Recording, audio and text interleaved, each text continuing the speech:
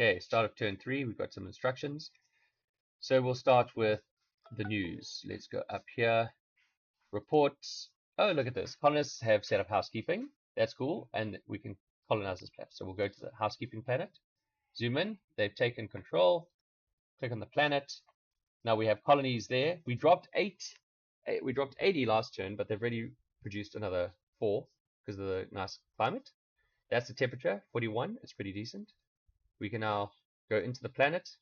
First thing you want to do is maximize factories. So we build factories. Because next turn those factories will produce supplies for us to do more factories. Invest early. If you're really inclined, you could maybe build 1 mine, but this thing's a... Let's just do it. So we're going to get 1 of these minerals each next turn. Okay, so that planet's done, but we've got humanoids we can tax. Let's tax these buggers. So we'll do that. They're still happy. Positive rating, and we're getting 50. We'll do it again. We can get 84 out of 100 possible. That's because our colonists aren't sufficient to collect all the tax, but that's good. And let's just say we're happy, we tick. Then we go to the next planet. This guy. This is our home planet. As always, he's now grown 118. We'll maximize the factories. Still early game. It's unlikely anyone will not be able to reach you, so we don't have to worry. And we tick. That's it. Planet's done. Starbase. Now, we built this bastard. This guy, really rubbish engines. Okay? Now I'm going to show you a trick about towing. We're going to build... Where's that scout? This guy. He's got 2 engines. Select engines. We'll take the biggest we got. And we'll take laser beams. So we're going to build this guy for next turn. Now, the starbase is ready. We're not upgrading fighters. You can actually build fighters. They cost 100 mega credits each. Every fighter up to 60 would cost 4,000 to do all 60. We're not going to do that. Instead, this is a special ship of the rebel fleet. This ship belongs to the colonials and the rebels. It has special powers. This guy you can actually set to load minerals to build fighters. So we'll do that. It's a friendly code. Load fighter minerals. Click.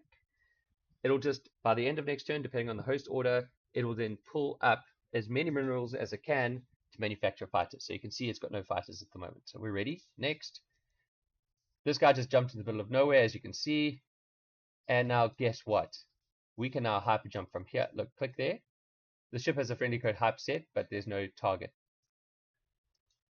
So what we're going to do is we're going to just use this guy and click over there. If you zoom in, it's just out of reach of the hyper jump. You need to go 340. But we're going to jump to the warp well, which is within our hyper jump range. And next turn we'll end up at the planet. But that's not enough. It's currently saying warp north, never arrive. So we're going to tap hyper jump, and now it's getting ready to warp. Of course, that changed. You can fix this by changing the warp without doing what I did there. But anyway. Okay. He's going to jump. But as the rebels, you also have another special power. This planet might be occupied when we get there. So with all ships, they all have special powers. You can go to explore. My special power is rebel ground attack. So this will mean the ship will move, and when it gets to the planet, it'll launch a rebel ground attack. And if there are occupants there, they'll get hit. Okay. Other races will have other powers. Some of them, they might be appropriate for this sort of move. And then if you want to attack the planet immediately or the ships, ship-to-ship combat will not take place unless you have your mission set to kill or your primary enemy set to erase. I'm not going to do that because I want my rebel ship to remain over the planet dropping a ground attack. Okay, he's done. This is the freighter. This freighter came from over here. He's reached the planet. You can click the little note. Oh, look, there are no enemy colonists. Cool. So we're going to drop colonists onto the planet. There and there.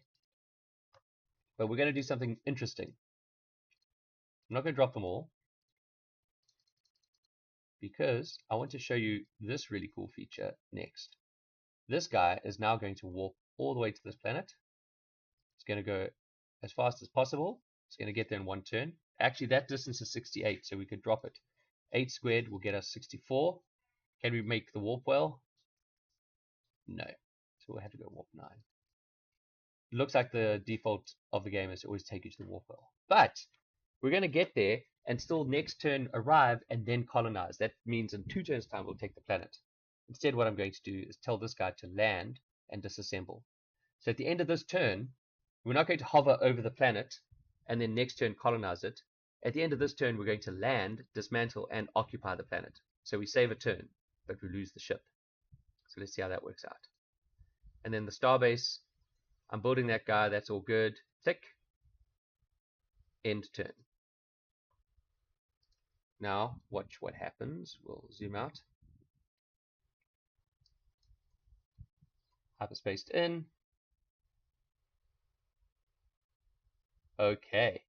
Now, on to the next turn.